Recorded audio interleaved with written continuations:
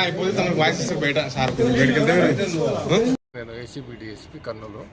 తర్వాత మాకు నిన్నటి దినం వచ్చి ఈ ఫిర్యాదుదారుడు వీరన్న గౌడ్ మహాలక్ష్మి ఫర్టిలైజర్స్ షాపతను ఈయన వచ్చి ఫిర్యాదు చేసినాడు.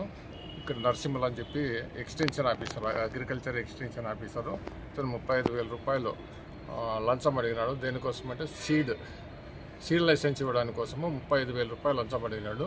తర్వాత ఈరోజు 30,000 రూపాయలు డబ్బులు తెచ్చిస్తూ ఉంటే ఈరోజు తెచ్చిమ్మని చెప్పి ఆయన అడిగినాడు. ఈరోజు ఇస్తూ ఉంటే మేము రెడ్ హ్యాండెడ్గా పట్టుకోవడం జరిగింది.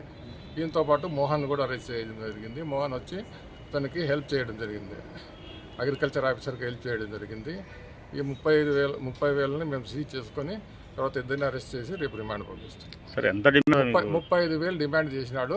దాంట్లో ఈరోజు 30,000 ఇమ్మన్నాడు. మిగిలిన 5,000 వచ్చి పని అయిన తర్వాత ఇమ్మని చెప్పినాడు.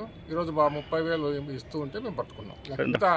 మిగతా అనాథరైజ్డ్ అమౌంట్ ఉంది 73,600 రూపాయలు అనాథరైజ్డ్ అమౌంట్ ఉంది.